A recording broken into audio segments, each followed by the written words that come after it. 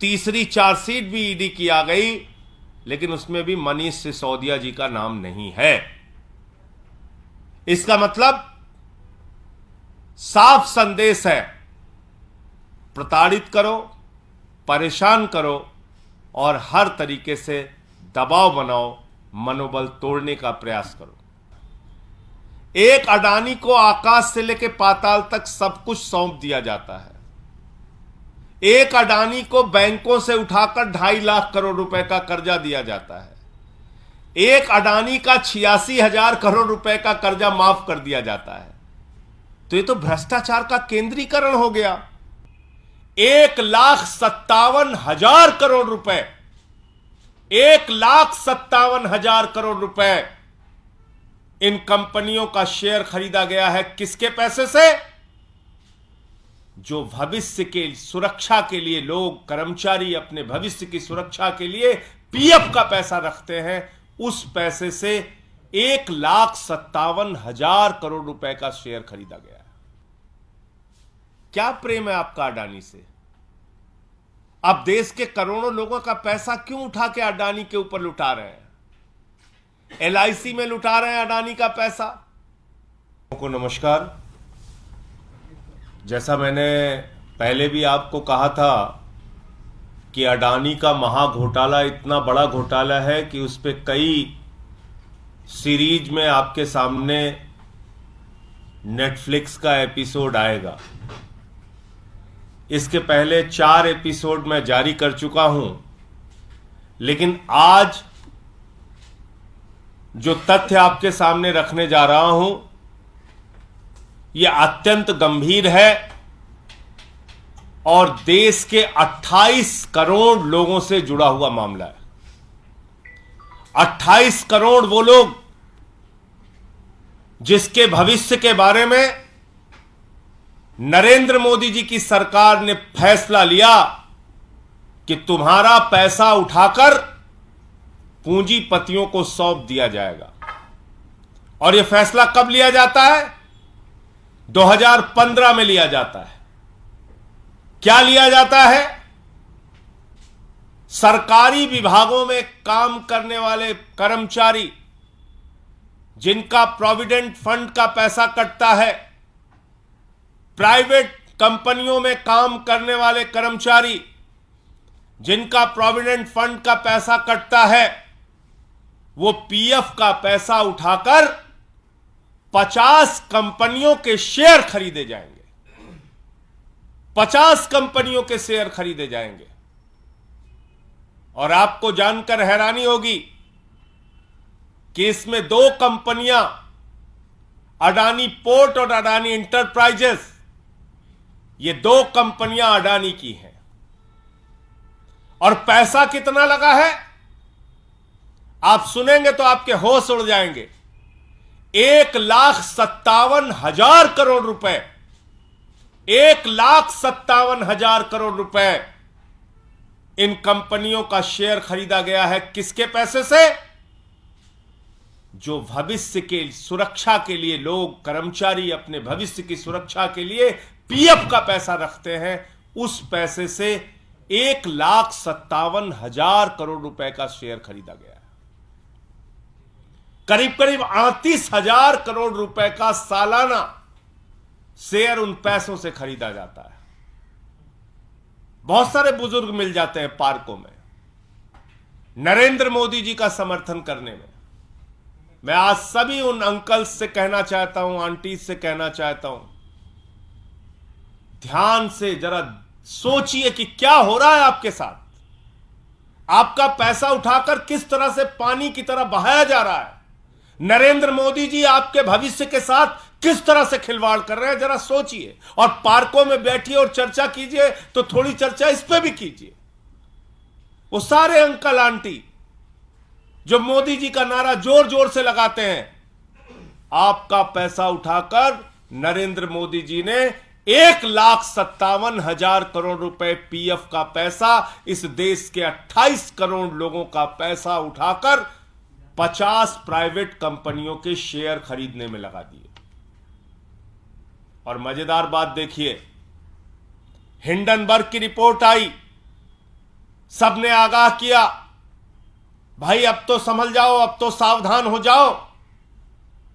Hindenburg की report आ गई, बहुत बड़ा भ्रष्टाचार किया है अडानी ने।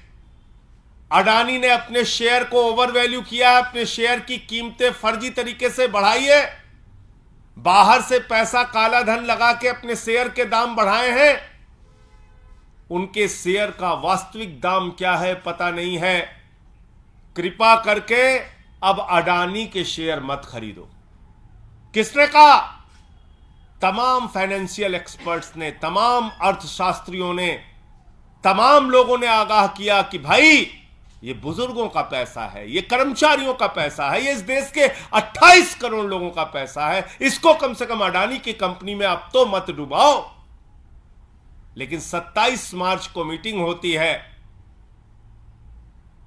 ईटीएफओ बोर्ड की, और उस बोर्ड में जो चेयरमैन होते हैं वो होते हैं आदरणीय देश के श्रम मंत्री भूपेंद्र यादव जी।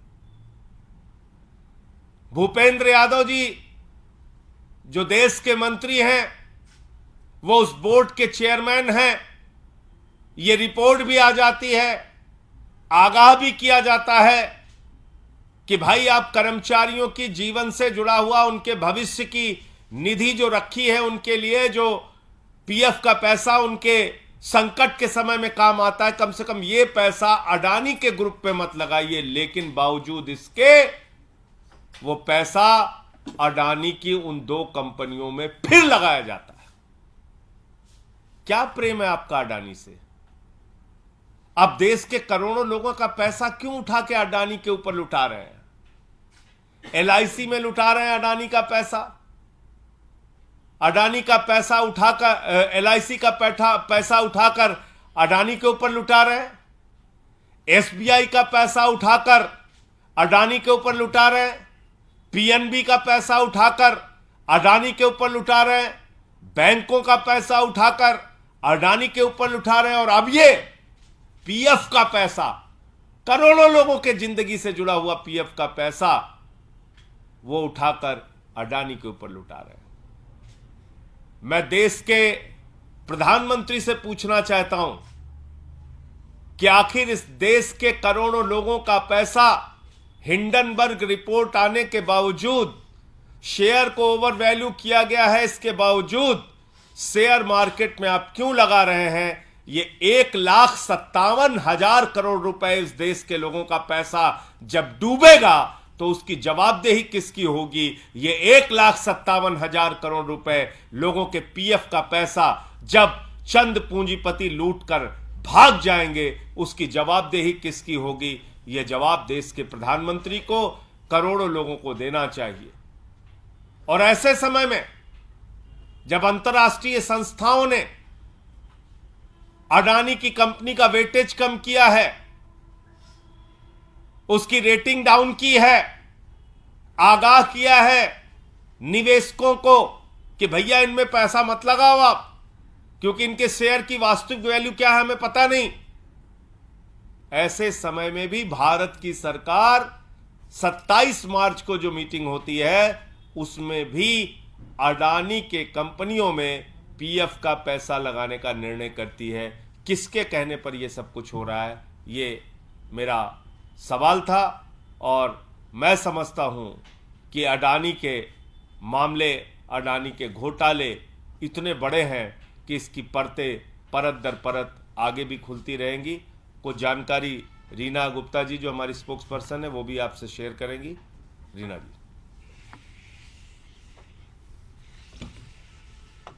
देश के करोड़ों लोग स्टॉक मार्केट में अपना पैसा लगाते हैं। आपने अक्सर सुना होगा कि लोग कहते हैं निफ्टी 50 खरीद लीजिए। हमने निफ्टी खरीदा है। ये निफ्टी एक इंडेक्स है जो एनएसई, जो नेशनल स्टॉक एक्सचेंज है, वो इंडेक्स बनाता है। जो देश की सबसे बढ़िया 50 कंपनी है उसका इंडेक्स बनता है।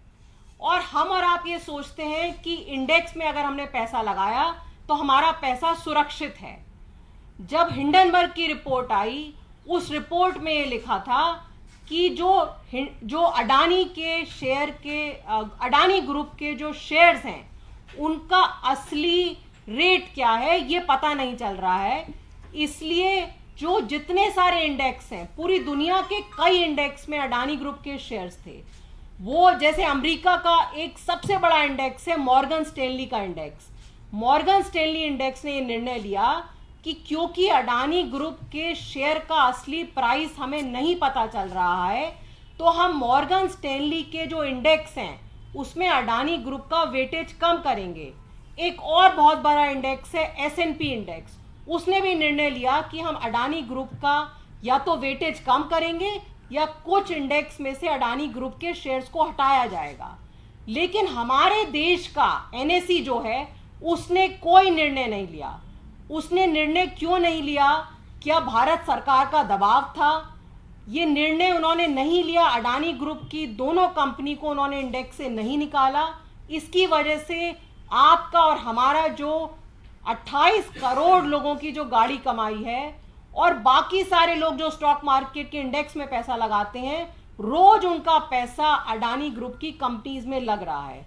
आज हमारी ये मांग है कि जब तक सुप्रीम कोर्ट की कमेटी अडानी ग्रुप की कंपनीज को क्लीन चिट नहीं देती है, तब तक देश के छोटे निवेशकों का पैसा बचाने के लिए सरकार को अडानी ग्रुप की दोनों कंपनीज को NSE से हटाना चाहिए।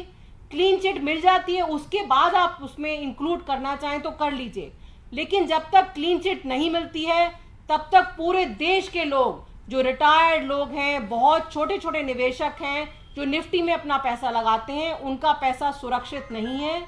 और जब पूरी दुनिया के इंडेक्स अपने इंडेक्स में से अडानी ग्रुप की कंपनीज को हटा रहे हैं, तो हमारी सरकार ये निर्णय क्यों नहीं ले रही है? क्यों NSE को नहीं ये निर्देश दिया जा रहा कि जब तक क्लीन चिट नहीं मिल रही है, ये दोनों अडानी ग्रुप की कंपनीज को इंडेक्स से हटाया जाए? आप लोगों के कोई प्रश्न हो? ये रिपोर्ट कब आई थी? जिस रिपोर्ट का आपने रिपोर्ट आई थी कि ये पैसा नहीं लगाया जाना चाहिए। देखिए, ऐसा है कि जब हिंडनबर्ग की रिपोर्ट आई उसके बाद तमाम लोगों ने आगाह किया सरकार को कि भाई, और ना भी आगाह करे तो साफ तौर पे हिंडनबर्ग की रिपोर्ट क्या कहती है? हिंडनबर्ग की रिपोर्ट ये कहती है कि काला धन विदेशों से फर्जी कंपनियां बनाकर अडानी की कंपनी में भारत के अंदर लगाया गया और 100 रुपए के शेयर को 1000 रुपए, 1000 रुपए के शेयर को 10,000 रुपए ओवर वैल्यू किया गया। यानी कि गलत ढंग से, फर्जी तरीके से शेयर के दाम बढ़ाए गए। पहली बात, मैं तो पूछना चाहता हूं कि 1,57,000 करोड़ रुपए ये शेयर के जुए में आप क्यों लगाना चाहते हैं? देश के लोगों के, करोड़ों लोगों की गाढ़ी कमाई का पैसा। क्या और संस्थाएं नहीं बची हैं? और बैंक विश्वसनीय संस्थाएं नहीं है जहां पे कि आप PF का पैसा लगाइए और लोगों को उनके भविष्य निधि का लाभ दे सकिए? आपने इस शेयर मार्केट के धंधे में क्यों लगाया? पहला गुनाह तो मोदी सरकार ने यह किया। दूसरी बात, जब अडानी के बारे में रिपोर्ट आ गई तो आपने उन दोनों कंपनियों को उस शेयर की लिस्ट से बाहर क्यों नहीं किया? उन कंपनियों की लिस्ट से बाहर क्यों नहीं किया जिस पे PF का पैसा लगाया जा रहा है? भाई, ये तो खुली आंखों से दिख रहा है ना कि एक आदमी अपने शेयर को गलत ढंग से उसके दाम को बढ़ा रहा है। और अगर भविष्य निधि के पैसे से, PF के पैसे से आप उठाकर उनके शेयर खरीदोगे, वो शेयर डूबेंगे तो करोड़ों लोगों का पैसा डूबेगा, जाहिर सी बात है। जैसे LIC में करोड़ों लोगों का पैसा लगा हुआ है और LIC ने उठाकर वो पैसा अडानी को दे दिया। आज लगभग 60,000 करोड़ रुपए LIC के डूब चुके हैं। यानी कि जो निवेश LIC ने किया था, जो पैसा LIC ने लगाया था, उसके हिसाब से उनकी शेयर वैल्यू कुछ दिनों पहले तक 87,000 करोड़ रुपए थी। वो घट के करीब 27,000 करोड़ रुपए बची। 60,000 करोड़ रुपए लोगों के डूब गए। इसी तरीके से SBI ने पैसा दे रखा है अडानी को। अडानी की कंपनियां डूब रही हैं तो जो पैसा कर्ज में दे रखा है, लोगों की गाढ़ी कमाई का पैसा, वो भी डूबेगा। इसी तरीके से पीएफ का पैसा, देश के करोड़ों लोगों का पैसा, पीएफ का पैसा उठा के आप अडानी को दे रहे हो। और चलो पहले दिया, हिंडनबर्ग की रिपोर्ट आ गई, उसके बावजूद दे रहे हो। ईपीएफओ की मीटिंग जो होती है उसमें आप फैसला करके उनको पैसा दे रहे हो। तो ये क्या है? ये दिखा रहा है कि आपने आंख पे पट्टी बांध ली है अडानी की मोहब्बत में, कुछ नहीं दिख रहा है आपको। आखिर इतनी बड़ी रिपोर्ट आने के बाद उन दोनों कंपनियों को बाहर क्यों नहीं किया गया, जो कंपनियां डूब रही हैं और जिसके बारे में आपके पास तमाम जानकारी है। और यह मीटिंग जो मैंने आपको बताई, जो भूपेंद्र यादव जी की अध्यक्षता में हुई, यह 27 मार्च को हुई और उसके बावजूद अडानी की कंपनियों में पैसा लगाया गया। सर, कांग्रेस के दिग्गज नेता ए.के. एंटनी के बेटे अनिल एंटनी आज बीजेपी में शामिल हुए हैं। बीबीसी डॉक्यूमेंट्री को लेकर समर्थन किया था उन्होंने केंद्र सरकार पार्टी का कहते। अब वो शामिल हुए हैं तो उनकी मर्जी है, उसमें मैं क्या बोल सकता हूं। कोई किस पार्टी में जा रहा है वो उसके बारे में तो वही बता सकता है क्यों जा रहा है। संजय जी, घोटाले की बात आप कर रहे हैं मोदी सरकार पे, लेकिन आज मोदी जी ने स्थापना दिवस पे ये कहा कि हनुमान से तुलना की, हनुमान जी दुष्टों का नाश करते थे, हम भ्रष्टाचार का कर रहे हैं। 2024 में भी हमारी सरकार बनेगी क्योंकि उन्होंने भ्रष्टाचार खत्म कर दिया है। देखिए, ऐसा है कि मैं फिर कह रहा हूं कि हिंदुस्तान की आजादी के बाद सबसे भ्रष्ट सरकार अगर आज तक कोई आई है तो प्रधानमंत्री नरेंद्र मोदी के नेतृत्व वाली ये भाजपा सरकार है। और इसने भ्रष्टाचार का केंद्रीकरण कर दिया है। मतलब इतनी बड़ी लूट कर दो कि लोगों की सोच समझ से ही बाहर हो जाए। लाखों करोड़ का घोटाला कर दो। 11 लाख करोड़ रुपए चंद पूंजीपतियों का माफ कर दिया जाता है। 3.5 लाख करोड़ रुपए चंद पूंजीपतियों का सेटलमेंट के नाम पर माफ कर दिया जाता है। एक अडानी को आकाश से लेकर पाताल तक सब कुछ सौंप दिया जाता है। एक अडानी को बैंकों से उठाकर 2.5 लाख करोड़ रुपए का कर्जा दिया जाता है। एक अडानी का 86,000 करोड़ रुपए का कर्जा माफ कर दिया जाता है। तो ये तो भ्रष्टाचार का केंद्रीकरण हो गया, सेंट्रलाइज्ड करप्शन हो गया मोदी जी के राज में। तो मोदी जी के नेतृत्व में भ्रष्टाचार केंद्रीकृत है और भ्रष्टाचार ने सारे कीर्तिमान तोड़ दिए हैं।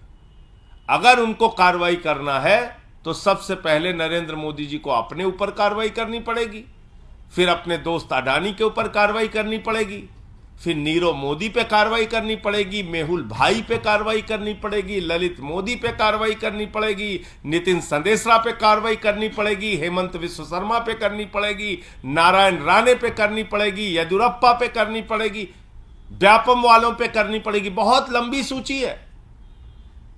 कैसी लड़ाई लड़ रहे हो आप भ्रष्टाचार से? कह रहे हैं हम भ्रष्टाचार से लड़ रहे हैं। मैंने दिखाया तो था, एक जहाज में अडानी के साथ भ्रष्टाचार से लड़ रहे थे, जहाज में घूम रहे हैं दोनों लोग। तो मैंने मोदी जी को समझाया कि मोदी जी, जहाज में झगड़ा नहीं किया जाता है। अब कैसी लड़ाई लड़ रहे हैं? यह देश इस बात को जानना चाहता है। 19 राजनीतिक पार्टियां जेपीसी की मांग कर रही थी, आप जेपीसी बनाने के लिए तैयार नहीं हो। आप कह रहे हो हम भ्रष्टाचार से लड़ रहे हैं। तो भ्रष्टाचारी जितने हैं वो सब नरेंद्र मोदी जी के इर्द गिर्द है। उनको पूरा संरक्षण मोदी जी का प्राप्त है और अपनी राजनीतिक सत्ता को कायम करने के लिए उन्होंने एक भ्रष्ट आर्थिक सत्ता अपनी तैयार की है अडानी के जरिए, और इसमें सारा पैसा देश के प्रधानमंत्री नरेंद्र मोदी का है। एक दूसरा मुद्दा, आप लोग राष्ट्रीय स्तर पे अपनी पहचान की बात करते रहे। कर्नाटक हाईकोर्ट में आम आदमी पार्टी ने अपील की है राष्ट्रीय दर्जे में देरी को लेकर। देखिए, ऐसा है कि इसमें कोई विज्ञान, कोई दिमाग लगाने की जरूरत ही नहीं थी। जब 4 राज्यों में हमको 6% से ज्यादा वोट मिल गया, और सिर्फ 6% का सवाल नहीं है, 2 राज्यों में हमारी सरकार बन गई। गुजरात में हमको 14% वोट और 5 सीट मिल गई। गोवा में हमको 6.5% और 2 सीट मिल गई।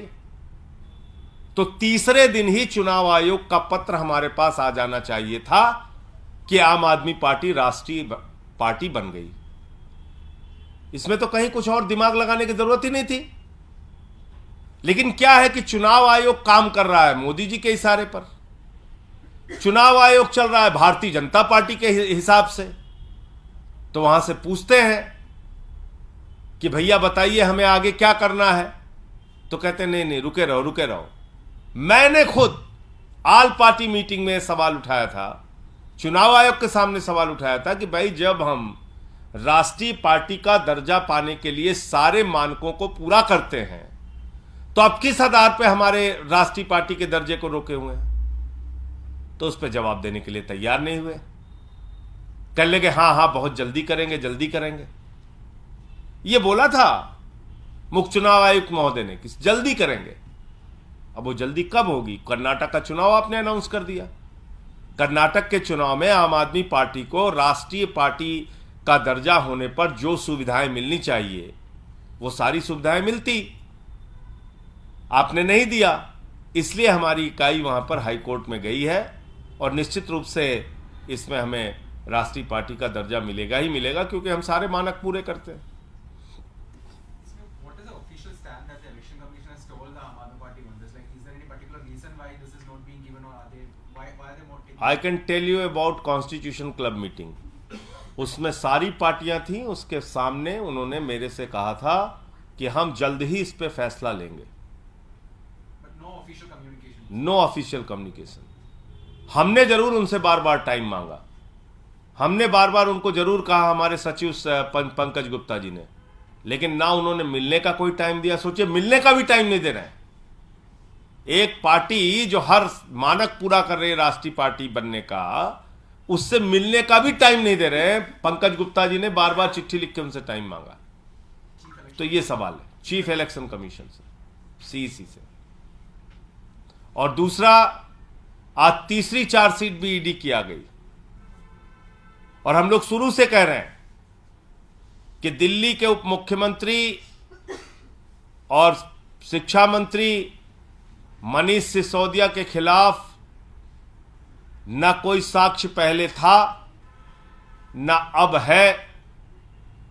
उन्होंने अपना मंत्री पद भी त्याग दिया, जेल में प्रताड़ना भी झेल रहे हैं। तीसरी चार्जशीट भी ईडी की आ गई, लेकिन उसमें भी मनीष सिसोदिया जी का नाम नहीं है। इसका मतलब साफ संदेश है, प्रताड़ित करो, परेशान करो और हर तरीके से दबाव बनाओ, मनोबल तोड़ने का प्रयास करो। इसलिए जो लोग शराब घोटाला करते हैं, इसकी सच्चाई दूर दूर तक कहीं नहीं है। और इसीलिए तीसरी चार्जशीट में भी ईडी मनीष सिसोदिया के खिलाफ कोई साक्ष्य नहीं लेकर आ पाई। धन्यवाद।